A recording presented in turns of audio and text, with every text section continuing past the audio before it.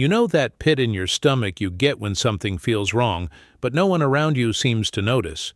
Or worse, they notice and pretend not to? That was my entire life growing up in my family. My name is Ava, and I've always been the quiet one. Not the favorite, not the rebel, not the overachiever. Just there. Like furniture. My sister, Natalie, though. She was the star, homecoming queen, student council president, family golden child, you name it. Our childhood wasn't a horror story. It was just one where I constantly felt like an afterthought. Birthdays where my cake was store-bought while hers was custom-made. Vacations where I shared a bed in the corner while she got the private room. Little things that stacked up year after year until they buried any sense of belonging I had. I stopped expecting fairness. I just stayed quiet and kept my head down. But that silence, it ended the day she got engaged. It started like any other family dinner. Roast chicken, mashed potatoes, overly formal table setting that Mom insisted on even when it was just the four of us. Natalie walked in with a ring on her finger so blinding it could have signaled satellites. Everyone gasped. My mom screamed. My dad stood up and hugged her. And me? I felt like the floor dropped out from beneath me, because the man she was engaged to used to be mine. We weren't a fling. Ethan and I dated for a year and a half during college. It wasn't something I ever paraded around, mostly because it ended badly. Not dramatic, not explosive, just a slow, painful unraveling. We'd talked about futures and careers, even joked about marriage once. But things got weird when he transferred schools, said he needed space, and ghosted me after promising we'd figure it out. I was heartbroken. I never really told my family the details, because frankly, they didn't care. They knew I'd been dating someone named Ethan, but didn't ask much more than that. And now, 2 years later, my sister brings home that Ethan. Same brown eyes, same slightly crooked smile, same nervous laugh. I sat there, stunned, waiting for someone to notice my face or how my hands were trembling. No one did. Or worse, they did and didn't say anything. I excused myself early from dinner, muttering something about a headache. Natalie called out, "Don't be weird, Ava. We were going to show everyone the proposal video." I faked a smile and left, my insides nodding in ways I didn't know were possible. Over the next week, I tried to convince myself it was a coincidence. There had to be more than one Ethan who transferred to UCLA, liked obscure jazz, and drank oat milk lattes with cinnamon. But I wasn't that lucky. His last name, Morgan, sealed the deal. It was him. I called him. I don't know what I expected. An apology? An explanation? Something. When he picked up, there was silence, like he knew exactly who it was without me saying anything. He said my name once, Ava, like it had weight, like it tasted like guilt. And then he hung up. 2 days later, I got a text from Natalie. "Hey, can we talk?" We met at a coffee shop. She wore her usual tailored jacket and heels, like she was attending a job interview instead of a heart-to-heart. I sat in front of her, my drink untouched. "I know about you and Ethan," she said. There it was. No apology, no emotion, just a fact. "You know?" I repeated, my voice low. She sipped her coffee and nodded. "He told me. Recently." "And?" Natalie shrugged like we were discussing the weather. "It was years ago. You weren't even serious." I laughed, sharp, bitter. "We were together for a year and a half. We talked about moving in." She rolled her eyes. "Come on, Ava. You're exaggerating. You're always so dramatic." There it was again. That tone she always used, the one that minimized me. She continued, "Look, I love him. He loves me. This is happening. I just thought it'd be better if you didn't come to the wedding." I froze. "Are you uninviting me?" She leaned forward. "No, I'm just suggesting it might be better for everyone, especially you." I felt like someone had slapped me. My own sister, marrying my ex without remorse, was now telling me to stay away? Not because she felt guilty, but because my presence might make them uncomfortable. I stood up. "You know what, Natalie? Don't worry. I won't come." She gave a tight nod. "Good. I'm glad we're mature about this." I walked out of that coffee shop with my head spinning. The betrayal, the dismissal, the cold calculation, it was more than I could take. And I wish I could say that was the worst of it, but it wasn't. That was only the beginning, because when the wedding day finally came, I saw photos. And in one of them, Ethan was wearing the same watch I gave him, the one with the engraved back that read, "For everything we could have been." That was the moment something inside me snapped. I wasn't going to be the quiet one anymore. I didn't cry after seeing the wedding photos. I didn't scream or throw my phone or spiral into some cinematic breakdown. I just stared at the picture, Ethan in his tux, laughing, his arm around Natalie, and that damn watch glinting in the sun. The one I bought when I thought we were building a future. A reminder of a love that ended with silence and now lived on in a lie. After everything, they still got their perfect day. And me? I was supposed to disappear into the background, like always. Be the mature one, the quiet one, the understanding one. But for the first time in my life, I didn't want to be any of those things, so I started talking, not to Natalie, not to Ethan, but to the few people who remembered me from back then, old college friends, mutual connections, even a roommate who still followed me on social media. I didn't spread rumors or start drama. I just asked questions, simple things, like, "Hey, did you know Natalie's fiancé used to date me?" Or, "Remember when I told you Ethan ghosted me? Guess who he's married to now?" And the reactions? They were exactly what I expected. Shock, disbelief. A few people even apologized for not realizing what I'd gone through back then. But more than that, something started to shift. Word traveled, slowly, quietly. But it traveled. Then came the message from my cousin Mia. "Hey, can I ask you something? Did Ethan really ghost you after college?" I told her the truth, all of it. She was horrified. "They didn't tell anyone, not a single person. Everyone just assumed he was some new guy Natalie met at work." I nodded. "That's the story they wanted you to believe." Mia didn't respond for a few minutes. When she did, it was just one sentence. "You should have been the one with him." Maybe. Maybe not. But he was never really mine if he could leave so easily. What hurt more was that my sister could look me in the eye, know the history, and still say I wasn't welcome on her special day. That betrayal cut deeper than any breakup ever could. I threw myself into work. I'm a freelance designer, and thankfully, the post-wedding storm gave me a strange burst of creative energy. Projects poured in. Clients loved the boldness I started showing in my work. I even started gaining followers online. People drawn to my style, my honesty, the stories I layered into the art. One day, out of nowhere, I got a call from a small indie magazine. They wanted to feature me, my art, my journey, the raw emotional texture in my illustrations. I said yes. The article was titled, "The Quiet Artist Who Found Her Voice in Betrayal." It went viral. People connected with it, not just because of the art, but because of the pain that seeped through every piece. Suddenly, I was doing interviews, podcast appearances, collaborations. My inbox filled up with commission requests, and for the first time in my life I was seen, not as Natalie's sister, not as the quiet one, just me, Ava. A few weeks after the article dropped, I got a text from my dad. "Proud of you. Great article. Call when you can." It was the first time he'd acknowledged anything I'd accomplished in years. I didn't respond. Then an email came in. The subject line read, "Inquiry, custom painting for wedding gift." I almost didn't open it. But curiosity won. It was from Natalie. "Hi, Ava.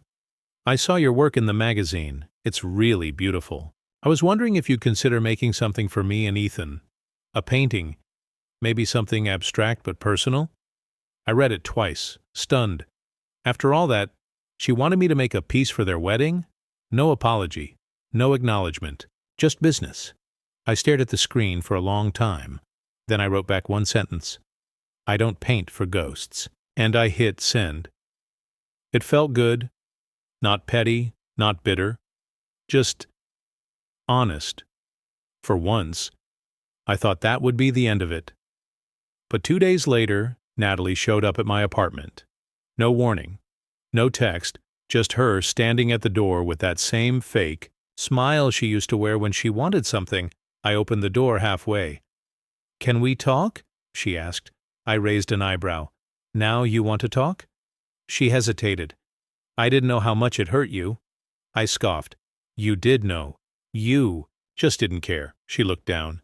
"I didn't think it mattered. That you two were over. And that made it okay for you to marry him? To uninvite me from your wedding?" She stepped closer.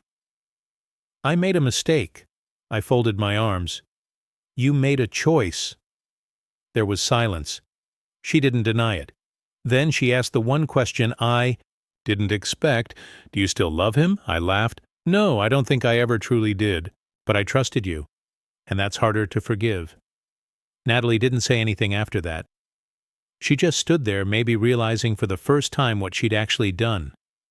She left without another word, and I closed the door, feeling lighter than I had in months, because this wasn't just about Ethan. This was about years of being overlooked, pushed aside, treated like I was invisible. Not anymore. After Natalie left my doorstep, I expected things to go quiet. But they didn't. Apparently word had started to travel. Not from me, but through whispers from family friends, extended relatives, even a few of Natalie's wedding guests who put the puzzle together. The gossip was out there now. "Did you know Ava used to date Ethan?" Wait, wasn't Ethan with her before he got with Natalie? And Ava wasn't even invited to the wedding? I wasn't trying to expose them. I hadn't made some dramatic announcement or posted anything. But people talk. They always do. Especially when they start to realize how ugly the truth looks in daylight. What surprised me was how many people reached out, not to scold me, but to support me. My aunt, June, who'd always been kind but distant, sent me a message. "I wish I'd known. That wasn't right, Ava. You deserved better." Even my mom, who had always played the neutral peacekeeper, called me. She didn't apologize, not directly, but she sounded softer, less sure of herself. "You've been busy," she said. "I saw the article. It was powerful." I wanted to ask her why she never stood up for me, why she always let Natalie take the spotlight, even when she didn't deserve it. But I didn't. I just let her talk. And for once, she listened when I did too. Meanwhile, my art was exploding. A well-known art collector commissioned a piece for their gallery. One of my paintings sold for $12,000, more than I'd made in a year at my old day job. And then, major brand approached me for a collaboration. They wanted to feature my story in a campaign about finding strength in unexpected places. The irony wasn't lost on me. My biggest heartbreak had turned into my loudest voice. And as my world expanded, I started to notice just how small theirs was becoming. Ethan's reputation at work took a hit. Not because I said anything, but because stories have a way of crawling out from under polished images. People started wondering what kind of man marries his ex's sister and pretends nothing happened. Natalie, from what I heard, began distancing herself from certain friends, ones who asked too many questions. She even locked her social media after. Someone commented, "Guess that wedding had a backstory." And through it all, I stayed quiet. I didn't respond. I didn't feed the flames. I was too busy building something real for myself. One night, while reviewing contract terms with a new client, I got a phone call from a number I didn't recognize. I answered. "Hello?" There was a pause. Then, "Ava, it's Ethan." I froze. He sounded unsure, nervous even, like he knew he had no right to call but couldn't help himself. "I didn't know if I should reach out," he began. "You shouldn't have," I said flatly. "I know," he replied. I've been seeing your work everywhere. You've always been so talented. I'm happy for you, I let the silence sit between us, heavy, unforgiving. "Why are you really calling, Ethan?" Another pause. "I made a mistake," he said. "With everything. You and we never really ended things properly. I thought I could just move on, but I think about you more than I should." My throat went dry, but my voice stayed firm. "You're married?" "To my sister." "I know. I'm not trying to undo anything, I guess I miss who I was when I was with you. That line. That line. You don't miss me, Ethan. You miss the version of yourself that didn't feel guilty yet. Don't confuse the two." He didn't argue, just sighed. "I'm sorry. I didn't say anything, because at this point, sorry meant nothing." We hung up, and I blocked the number. That night, I painted until sunrise. I didn't eat, barely drank water. I just poured it all into the canvas. The rage, the sadness, the freedom. When I finally stepped back, the piece felt electric, like it was pulsing with everything I'd been holding in. I titled it, Uninvited. A month later, it sold for $42,000 was my highest sale yet, and that's when it hit me. I wasn't chasing closure anymore. I wasn't trying to win back anything or prove I mattered. I knew I mattered. With every brushstroke, with every headline, with every commission, I was rewriting the narrative they tried to give me. I wasn't the bitter sister. I wasn't the discarded ex. I was the artist, the one they tried to erase, and the one everyone was finally seeing. The morning my final exhibition opened, I stood outside the gallery for a few minutes, watching people walk in. My name was in large block letters on the white walls inside. It didn't feel real. Not because I thought I didn't deserve it, but because for so long I'd been told I didn't.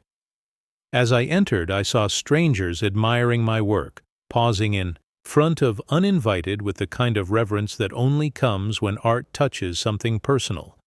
That painting, born out of betrayal, was now part of other people's healing. It wasn't just mine anymore, but then I noticed a familiar face near the back wall.